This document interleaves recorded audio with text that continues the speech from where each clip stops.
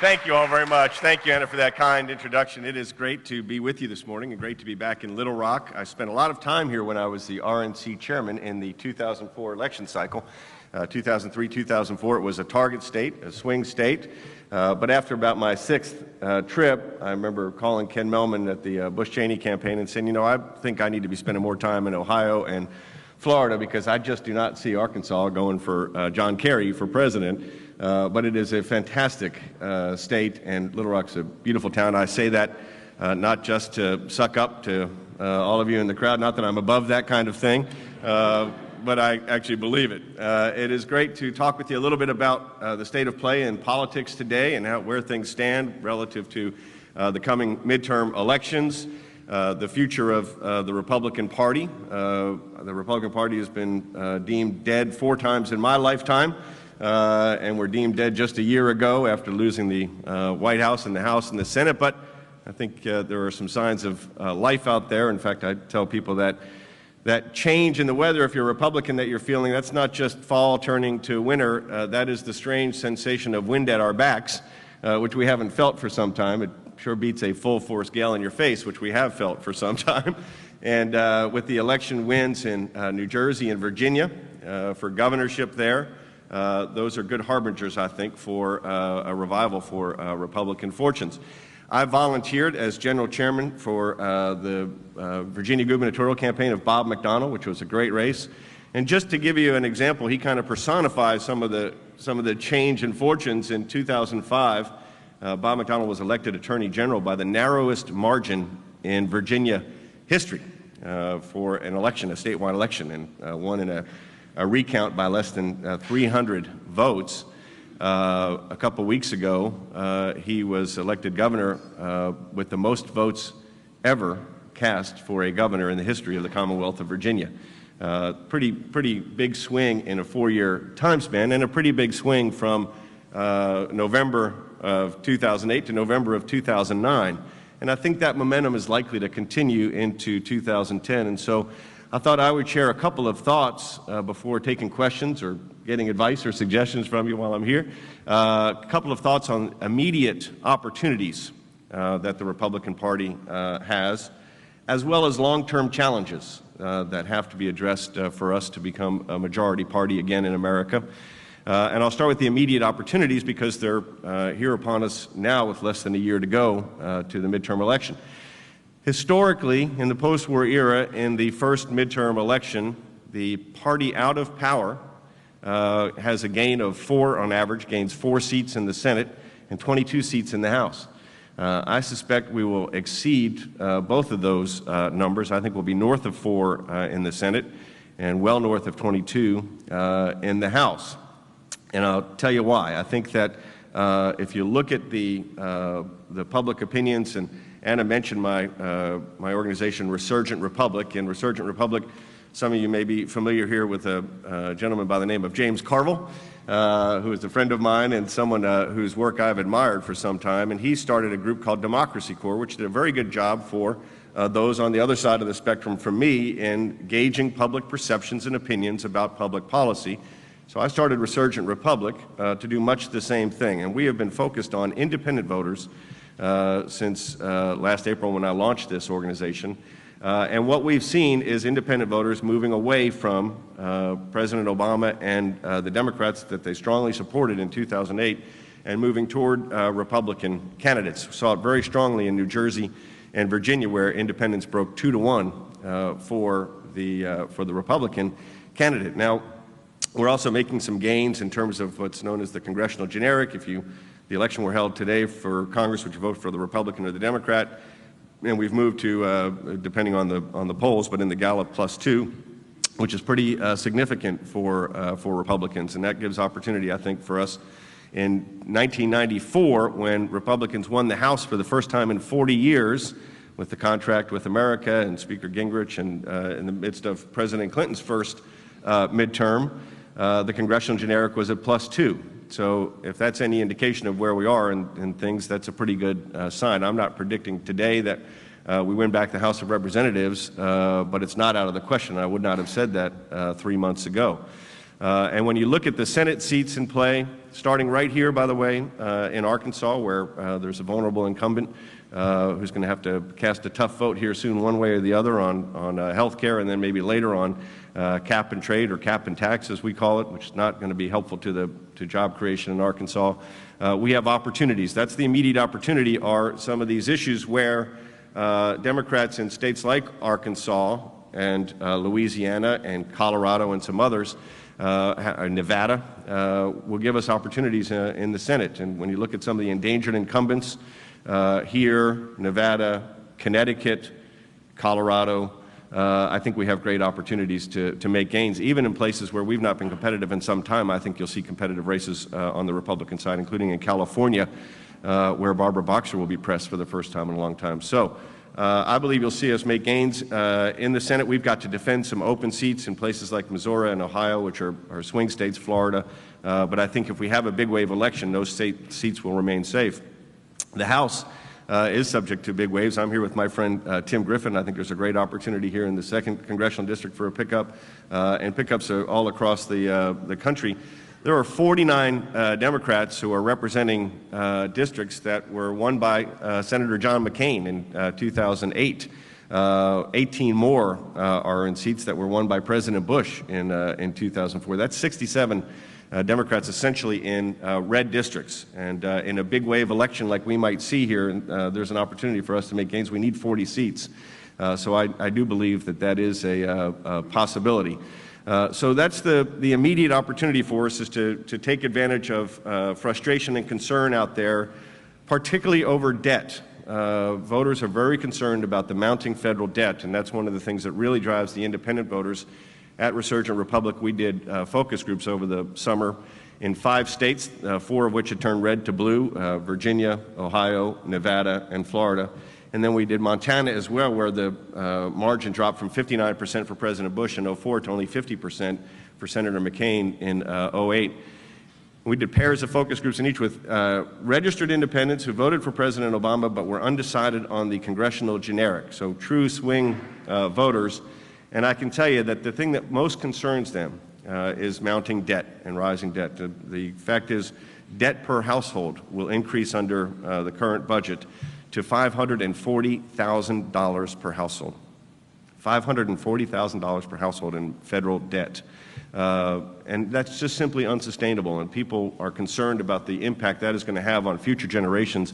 We did one group with Hispanic women, where 2 of the women were brought to tears over concern for their children and their grandchildren, that this debt is going to diminish the quality of life and not allow them to enjoy the benefits of prosperity that they have enjoyed in this great country. So I think that there's an opportunity there, immediate opportunity for Republicans to reclaim the mantle of fiscal discipline and fiscal responsibility, which frankly, after 12 years in Congress, 8 years in the White House, we diminished that. In fact, in 2008, more voters believed that the Democratic candidate for Congress and for president would be more likely to reduce the deficit and debt, would be more likely to rein in federal spending, and would be more likely to cut taxes than the Republican candidate for Congress and president.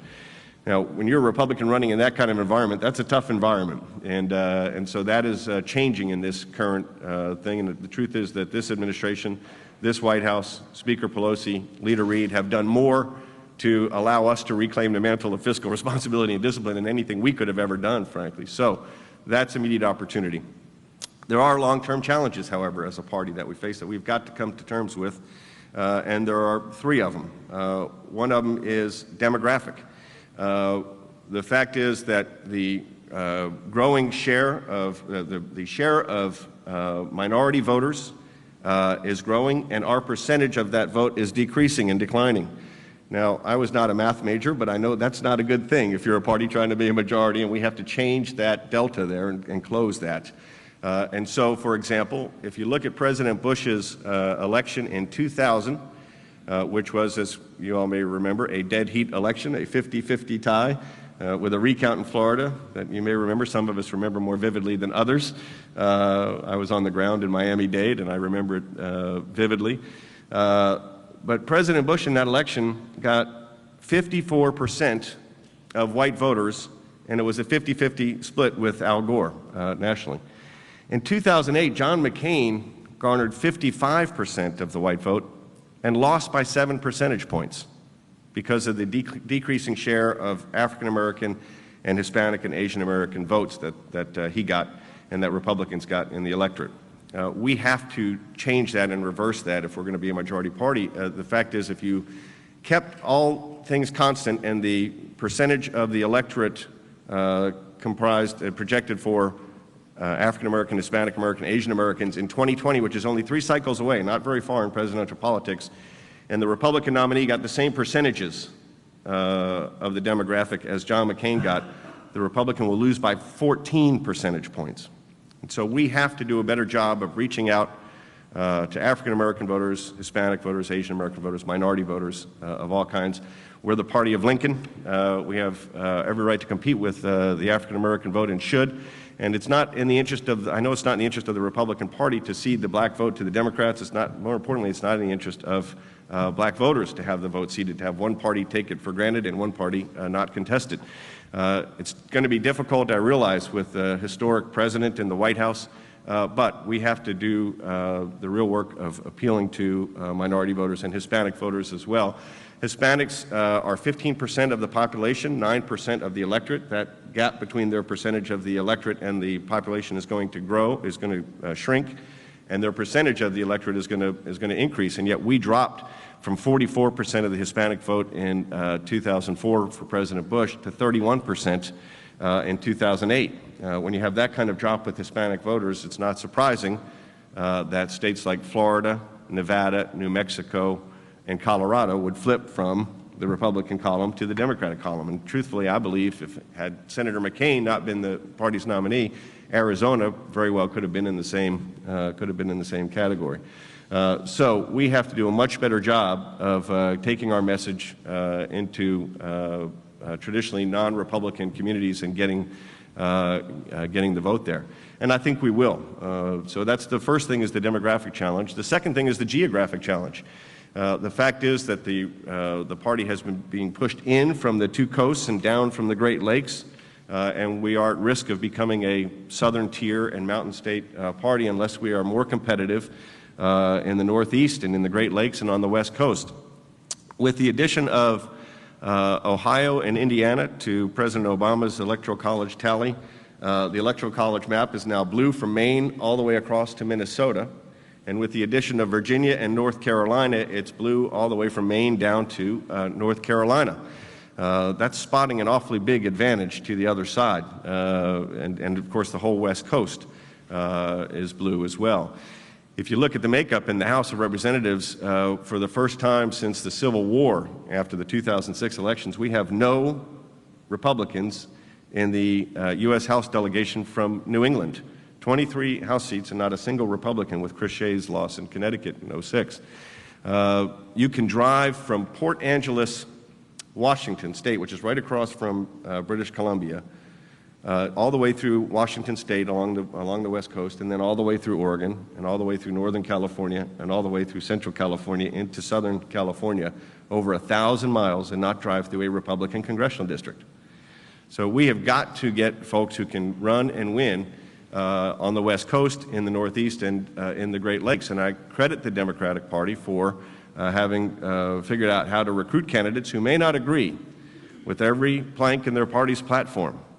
They may have candidates in Oklahoma who don't agree with the Democratic Party platform on gun control. They may have candidates in Pennsylvania in predominantly Catholic districts who don't agree with the Democratic Party platform on abortion, but who agree with them on most other things and are electable in those seats. And that's a very important way in which they have built their majority in the House. I would argue that in so doing, the Democratic Party has not moved to the center.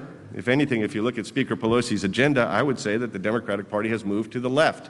But they've done it with the help of Democrats who don't agree with every plank in their platform. And so I think Republicans need to take a page from that playbook, and you'll see that taking shape. Delaware is another state where we have a great opportunity for a pickup in the Senate with Mike Castle, who's a moderate Republican from Delaware. In Illinois, Mark Kirk running strong. I think we'll run a strong race for Senate. We can win there, given the kind of the mess that's going on in Illinois right now on the Democratic side. So an opportunity for a pickup with a moderate Republican. So I think you'll see that in this cycle that we will adapt and imitation being the sincerest form of flattery, will imitate what Democrats have done as part of their successful winning strategy. And then the third thing is there is a structural imbalance. So we've got the challenge of the demographic challenge.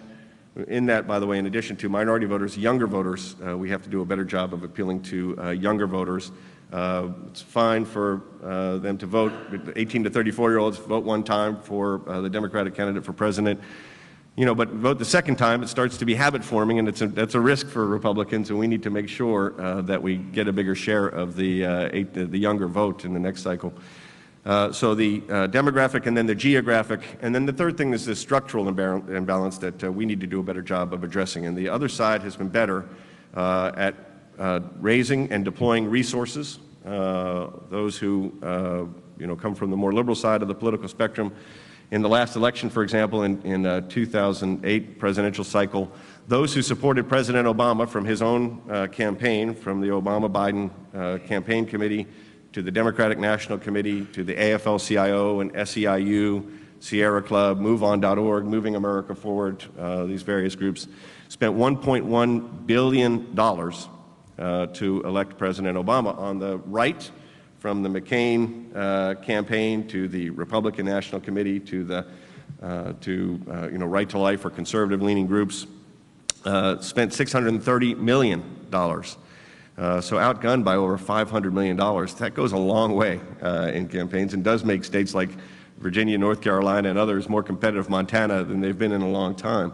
So we have to offset that structural imbalance in terms of the resources, and we have to respond with groups. That's one of the reasons I started Resurgent Republic, to match what the left has done with Democracy Corps, and we need to match up for those who believe in less government, lower taxes, less regulation, and policies that are important to us. We need to play in that same arena in a way we have not been doing.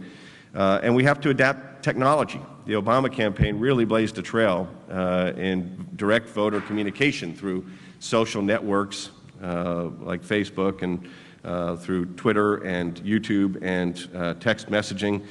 In the McDonald campaign, we did copy as best we could the Obama model in Virginia, and in fact had a direct contact with over 250,000 voters. Not all of them were Virginians, but I would say probably 220,000 were Virginians, through text messaging and Facebook and Twitter and forwarding viral videos. Less than 2 million people voted, so that's a pretty good ratio for us, and it helped to sustain the McDonald campaign during some very challenging times. And we as a party and those on our side of the aisle have to be smarter about adapting the new technology of direct voter communication, and I think we are learning on that front, and I think that will be helpful to us over time. So I am a big believer in vibrant two parties and a vibrant two-party system, and I think that it's good for America when there are checks and balances and where there is that intellectual debate. I think that Republicans are beginning to find their voice again, are beginning to identify policies. That's not likely to occur fully until there's a nominee in 2012. But in the meantime, I think that we're going through this process, as both parties do from time to time, of wandering in the wilderness and finding our way out. And that process is taking place very vigorously inside the Republican Party right now, and there is great opportunity. And that's good for the country. I come from a Democratic Party background. I tell people my father is an Irish immigrant. My mother's parents are Irish as well. I'm Irish Catholic, born in New Jersey in 1961, the year John F. Kennedy was sworn in as President of the United States, the first Irish Catholic president, and they all but stamped Democrat on my birth certificate. That's how I was raised. But in 1984, I realized that Ronald Reagan was someone I agreed with much more than Walter Mondale. The congressman I worked for was a Democrat. He switched parties, and I switched with him. It was the beginning, obviously, of a period of Republican dominance in the political system that gave way to what is now Democratic dominance in the political system. But Coke makes Pepsi better. Pepsi makes Coke better. A strong Republican Party will make the Democrats better. A strong Democratic Party is making the Republican Party better. And I think that's in everyone's interest. So these are very interesting and exciting times, and like I say, immediate opportunity but long-term challenge for us, and I'm happy that I get to play a little role in that, and I'm thrilled to be with you this morning to talk about it and to take your questions. So thank you all very much for letting me be with you.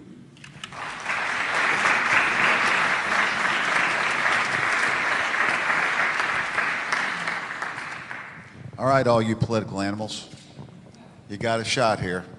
Kim, right here. Kim. Everybody just wait for the mic. Thank you. Some of my classmates and I just moved here from Texas. My name's Kim Caldwell. I'm a student here at the Clinton School, and I'm curious if you have any thoughts on the Texas gubernatorial primary. Well, it's in Texas, you know, there's a primary between the sitting governor, Rick Perry, and the Senator Kay Bailey Hutchison. As a former chairman, I don't get involved in primaries. I know them both, like them both, and but I hate seeing Republican money being spent against Republican money when you're outspent by $500 million, like I just mentioned in the last cycle. You know, I'd like to see every dime go toward spending for Republicans against Democrats in the political process, but that's the nature of politics, that there are primaries from time to time, and but you don't often see, a clash of the titans like that in politics, and it'll be interesting. People are going to be watching it very closely. And on the Democratic side, with Mayor White now running for governor, there's going to be a competitive general election in Texas as well. I still think Texas, at the end of the day, is a red state, and whomever the nominee is that emerges in the Hutchison-Perry fight will, is the odds-on favorite to be elected governor. But it's going to be, it's a tough time. If you're a Texas Republican right now, you got to choose, and that's a painful process going on in Texas right now. And I'm having worked there. I worked for Dick Armey, the former majority leader, and when he was in his first month in office, he just got elected in the 1984 Republican wave. I remember he used to say he had 3% name ID with a 5% margin of error, and nobody knew who he was. But I spent a lot of time. My wife is from Texas, and so I keep pretty close tabs on it. But it's hard to call right now, and I'm glad I don't have to be a part of it. Annie, you got a question? So that you'll understand my question, I want you to know who you're listening from. Number one, I am a political animal of the last 50 years in this state and across this nation for 4 candidates, presidential candidates that were breaking the mold.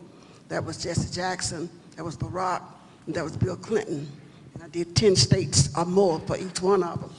The other thing I would like for you to know is that I've been watching the odd couples in the campaigns.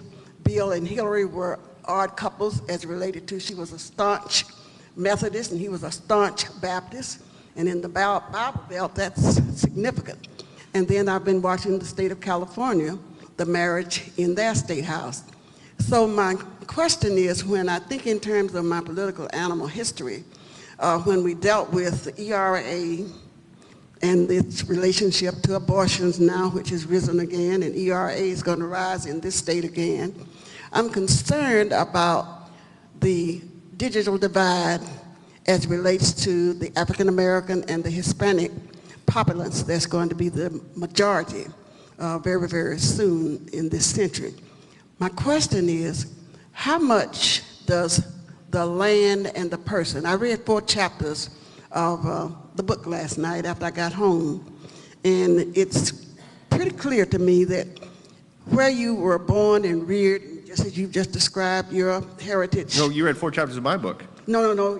I read the chapter of the book where 2,000 people came last night. I read it a long time ago. Oh, that book, not my book. Okay. But both of y'all have a lot in common, and that's what I'm here for this morning. How much do you think now, with the shift in this paradigm, the personality versus the party is going to make a difference? And I'm saying that because I was a Democratic woman for William Rockefeller, and I know what you have to do when you have those kinds of situations. Well, I think personality, the question of personality versus party, I think personality, especially in a presidential race, is critical. It's always very important, and especially to those independent voters in the middle. President Obama benefited from, I mean, people related to him. They liked him. He was easy to root for, and, a lot of people poured a lot of hope into Barack Obama, still do. So I think personality is always a factor. The question of who would you rather have a beer with is always a big factor, I think, in presidential politics. I think it's one of the reasons that George W. Bush beat Albert Gore in 2000. I think it was a factor with John Kerry and President Bush, and clearly a factor with President Obama and Senator McCain in 2008. So people look at the policies, they look at the issues, they weigh those, but most people who are voting, on policy determinative issues, kind of generalizing here, but fair enough to do so, they've probably already got a side. They have an ideological perspective. Those independent voters in the middle who can go either way and who tend to be the balance in presidential elections, personality is a very compelling factor. I would say that's true also of gubernatorial races as well. And when people are looking for a chief executive of their state, personality matters quite a bit. And I think we saw that in Virginia and to a lesser extent in New Jersey, where there was an incumbent. In Virginia was an open seat, and personality was a big factor. You could kind of see in that race, it started to kind of bust wide open in the last about 20 days, and I think a big part of that was people had come to a conclusion in their mind that they could see Bob McDonnell as governor of Virginia, and they could not see his opponent Creed Eads in that job, as well as the issues that came into play and other things. So I think personality is a big factor in elections. Got a question right back here, Darrell. What's your prediction on the Senate health care vote, either before or after Christmas, and how it'll come out? And then number two, in your crystal ball, who do you see that could beat the president in 2012? Well, for the vote on health care, Harry Reid is determined to try to get that done, and by this weekend, from what I understand. He's got some work to do, obviously, with Senator Lincoln, although if I were a betting man, which I'm not, but if I were, I would bet that at the end of the day, Senator Lincoln will be where Harry Reid and President Obama are. I don't think she's going to, stand too strong. I think she's positioning right now, this is my speculation, positioning to get herself to a yes vote at the end of the day. I'm not so sure about Joe Lieberman or Ben Nelson, and so they've got their work cut out for them, and this is, I think they have concluded, largely because of the advice that President Clinton gave, based on his experience with health care in '93, that you're more damned if you don't than if you do. And I'm not so sure about that. I dispute that. I think that if they actually pass a government, essentially a government-run health care system, or what I believe will be a government takeover, I think they've been very smart. This public option over time will absorb voters into, absorb consumers into it, as opposed to dumping them into it. So it's been smart the way it's structured. But over time, people will lose their private insurance, end up in a public system, I believe, under what they've structured, if the public option remains in there.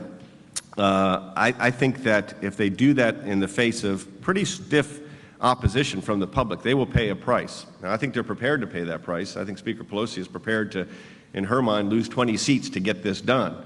But, it's kind of tough to calibrate that, to hold that at 20. It can easily become 30 and 40 if they're not careful, and I think that's a real possibility. But I think it's too hard to tell right now. I think it's 50-50 that they actually get it done. I think it's possible they do not get a major health care reform through Congress, in this Congress. And if they don't get it done by this Saturday, I think it becomes tougher. There's a little bit of a window here that they're pushing for. So I think it's about 50-50. 2012, in terms of our field, it's exciting. It's a wide open field, and that's good for us. That's healthy to have some new folks emerge. I mean, people who have run before are obviously, likely candidates. Mitt Romney, clearly working the vineyards. Governor Palin, I'm not sure if she's going to run or not. I mean, I truly don't. I think she is. It's hard to tell but she was in Iowa and she had long lines, and so she has, a strong base of support, nationwide name ID, and Governor Huckabee, as you know from here, performed very well in our primary, but indicated just last week that he's not likely to run. I think that's I take him at his word in that regard. I think that's probably right. There are some new faces, emerging. Governor Tim Pawlenty out of Minnesota, clearly working it now, and has a good record in attracting blue-collar, Democrat-leaning voters in a swing state. So we've got a lot of buzz about John Thune, the senator from South Dakota.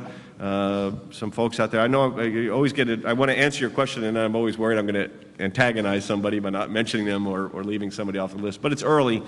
And I think Haley Barbour, who may be a possibility himself, who was a mentor of mine and a good friend and one of the smartest political minds in America today in either party. And he kind of laid down a law, and he's chairman of the Republican Governors Association, laid down a law, after the last election and a couple months ago, that any Republican who's talking about 2012 and not focused on 2010, not doing their job as a Republican right now. And so he's done a pretty good job of putting a bright line down there and holding off a lot of, there's some jockeying going on, but not as intense as it otherwise might be, because I think he's made it a barometer of how much support you should get from rank and file Republicans based on what are you doing to elect Republicans in the House and Senate and governorships. There are 37 governorships up. I neglected to mention I focused on the federal races, House and Senate. 37 governors races in 2010. And we tend to be a governor's party. Our leaders tend to come from the ranks of the governors, and that's huge opportunities for us. And we've got opportunities to pick up governorships where Democrats have governors in traditionally Republican states. Kansas has a Democratic, governor right now. We have a great opportunity there as well as others. So I think he's right to say, focus on 2010. After that midterm's over, then you can start jockeying for 12. And I think at that point, it's Katie bar the door, and we'll know exactly what the field is probably very soon after the midterm. Lindsay, we have a question right back here. Thank you. I'm Lindsay Johnson. I'm also a student at the Clinton School. I have a related question about the healthcare issues. I know in light of all the fiscal concerns and, projected deficits that are growing, how do you think is the most appropriate way for the Republican Party to respond with all the growing healthcare costs, especially since many of those deficits are related to Medicare and Medicaid? Right. I think that Republicans are right to oppose the Pelosi plan and what Harry Reid is trying to put together. It is important that we, be for something. It's hard when you're in the minority to get your message out. To have the ranking Republican on the Energy and Commerce Committee trying to counter the President Obama, who not only has the megaphone but uses it very effective. I mean, he's on TV a lot, if you hadn't noticed. It's kind of hard to counter that when you're in the minority. But at the same time, I think it's good that Republicans have put forward ideas and policy proposals. The administration and the Democratic leaders in Congress say, well, we need a public option to provide competition. You could have more competition in the healthcare industry and healthcare insurance by allowing insurers to compete across state lines, by allowing all the dry cleaners in America to have a health insurance plan, association health plans, by allowing the alumni of the University of Arkansas to get their health insurance through the Alumni Association, and allow for competition that's restricted right now because of bad government policy by removing that obstacle. I think tort reform would be medical liability reform would bring down the cost of health care, and Republicans have put that forward. So risk pooling and other options. The real onus is cost, and we have to extend coverage to those who don't have coverage right now and make it more affordable. But if you bring down costs and take steps to do that, you will pick up some of those. I mean, even the Democratic plan, they've abandoned the notion of 100% coverage. I think they're going to pick up 34 out of the 47 million uninsured, which is, according to estimates, that's significant. Republican plans don't pick up quite as much, but there is trade-off here, and the fact is raising the costs, which I suspect is going to be the unintended consequence of what this Democratic plan is putting forward, is not a good solution. I think bringing down cost is where the focus in the policy ought to be, and that's where the Republicans are focused right now. Judy has a question back here. Hi, my name is Judy. I'm a student here at the Clinton School. Thank you for coming. And in regards to attracting minority voters, I was wondering, since minorities is a big group in itself, if there are any niche groups you are specifically trying to attract, like affluent Hispanics or educated African Americans. And also, second part, since minorities typically do vote Democrat, if you're trying to change the behavior of minorities, or if the Republican Party is trying to change its own values to attract minorities? It's a really good question. I think that, there's a balance you have to strike here, and I don't believe in, in politics that are based on identity necessarily. Now, I'm, as I mentioned, Irish Catholic. I do have a particular interest in Northern Ireland and the peace process there. It's, my father was born in Donegal, and I think that something about it, I still have an interest in that. So I am drawn to that. But at the same time, as a father of three, my, concerns over jobs and the economy and health care aren't significantly different from an African American father of three, or an Hispanic father of three, or an Asian American father of three. We care about the same things. We want the same things for our children. And so I think for us to, I think we shouldn't try to, to pander or to engage in race-based kind of political identity politics. I don't think that's in the interest of the country. At the same time, we have to explain and go into and ask for the vote. So it begins with asking for the vote, first of all. And I traveled the country, and I mentioned when I was RNC chairman, I did put a lot of effort. My successor, Ken Melman, did as well, in trying to increase our share of the Hispanic and African American, Asian American vote. And we did, by the way. From 2000 to 2004, our percentage of African American vote went from 9% to 11%. Now, let me just say, 11% stinks. That's to go from 9% to 11% is good to get that increase, but we need to be well above 11%. But we did go from 35% to 44% of the Hispanic vote, and we did that by carrying our message, going into the community. And the same, for example, in the McDonald campaign. McDonald, the governor-elect, says it was like Baskin-Robbins. We had 31 flavors of our bumper stickers. With different, Vietnamese bumper stickers, Spanish language bumper stickers, Korean bumper stickers. We went into the community and said, we want you to be part of this campaign, and it worked. He won Northern Virginia, which is kind of Democrat territory for the first time in a long time for a Republican, including Fairfax County, not to get into too much minutia. But I think that mattered. In terms of the Hispanic vote, I do think we need to learn a lesson, and we may get a rare opportunity in politics that you don't often get, which is the opportunity for a do-over, if they do immigration reform and bring an immigration reform vote to the floor of the Senate and House. Because in the last immigration debate, some of our most harsh voices were front and center in that debate in the Republican Party, and there was a message sent, whether intentional or not, to Hispanic voters that we were an anti-immigration party as opposed to an anti-illegal immigration party and a pro-legal immigration party. And we need to convey to Hispanic voters that we are as welcoming of legal immigrants as we are concerned about illegal ones.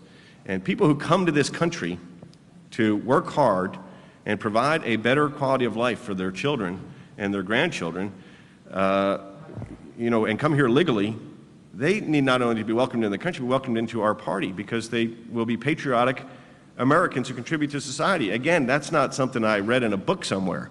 That's the house I grew up in. Jack Gillespie came through Ellis Island at the age of 9 from Donegal, Ireland, he was a great American. He fought valiantly in World War II. He won 2 Purple Hearts, a Bronze Star with Oak Leaf Cluster, and a Silver Star for his adopted country. He had to ride a cart on the golf course because of the Nazi bullets ripped through both his legs in World War II. He went on to make his children the first generation of Gillespies on either side to ever go to college.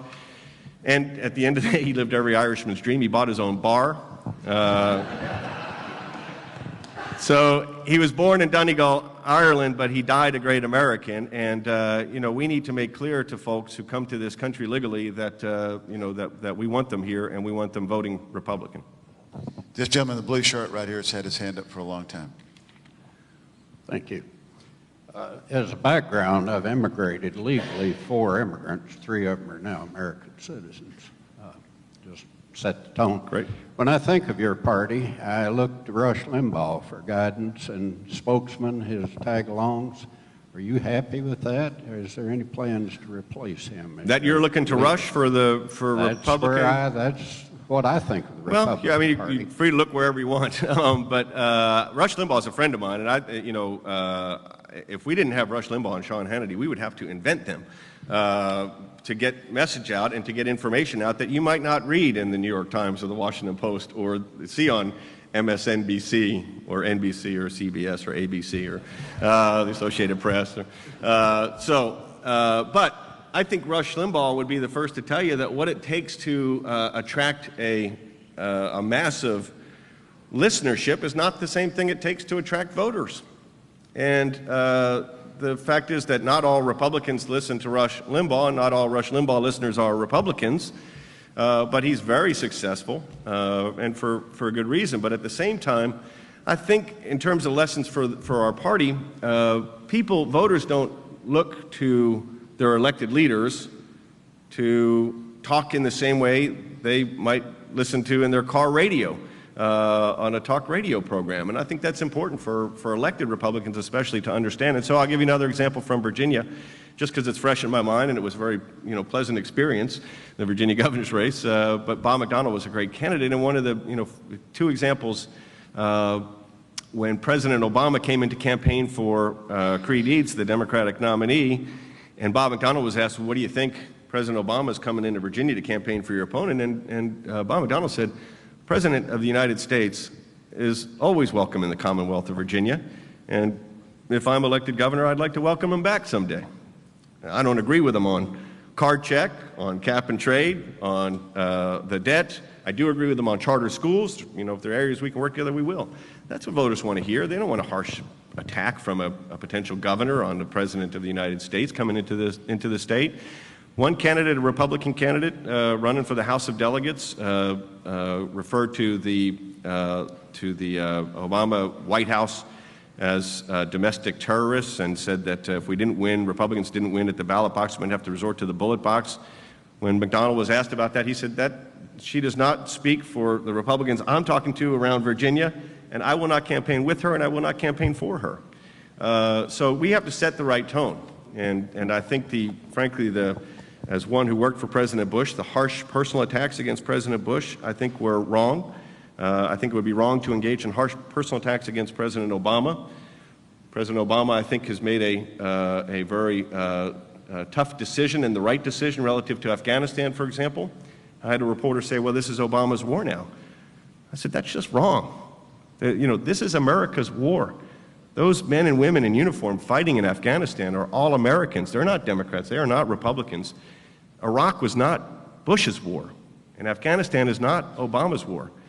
He's my commander-in-chief. He's the President of the United States. I don't agree with him on a lot of policies, obviously, but we should not engage in that kind of talk." And I think it was wrong when it was done to President Bush, and to the extent I can help shape it on the Republican side, I'm going to discourage it relative to President Obama. We have time for one more question. Yes, sir. Right here. Thank you, Mr. Gillespie. Just a quick question on seizing the moment. Seizing the moment takes energy, takes visibility, takes a lot of communication. How does the National Party take the energy or regain the energy, let's say, that's being split off with the Tea Party movement and start to bring those back into a Republican message as opposed to kind of a splintered who's on first message? Right. That's a very good question.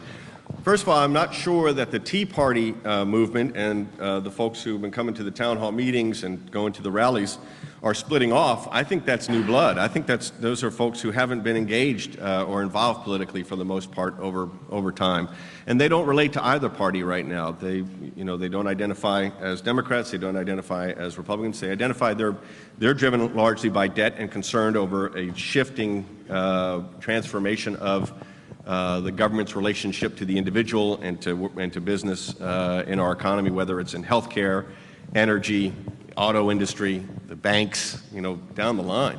They're very scared. They're concerned about that. But I think a lot of them are new to the process. Now, we went through this before. There was a similar dynamic, if you remember, in 1992 with the Perot voters.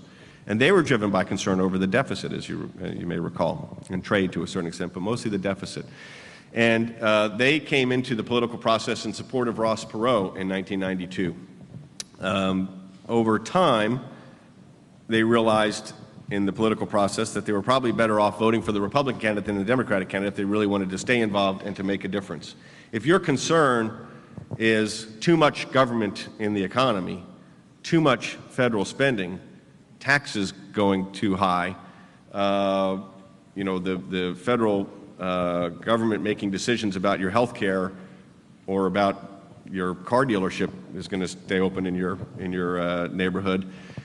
Over time, you're more likely to end up saying, well, I'm going to vote for the Republican candidate than the Democratic candidate. So I think that, that energy out there is a positive thing. I think it's wrong, again, going to the rhetoric. I don't think it's right for, and I will say, that this White House, I think, they say things from the podium that we never would have gotten away with in the Bush White House in terms of some of the partisan aspect. And I would say one other thing. I think one of the things that President Obama is suffering from right now is the post-partisan appeal that he had. He's lost. And that's one of the reasons that the independents have moved away from him. And part of that is some of that rhetoric that comes out of the White House. So when they are so dismissive of people coming to these rallies or going to the town hall meetings or the Tea Parties, calling them grass tops or accusing them of harboring violent intentions, or, I think that's harmful to them. At the same time, I think over time, if they remain involved, and I think they will, they're likely to benefit Republican candidates up and down the ticket. But that will take time, and it will take a migration, but I think it's a positive development to see that energy and to see new involvement from these folks getting involved for the first time. Ladies and gentlemen, Ed Gillespie. Thank you all very much.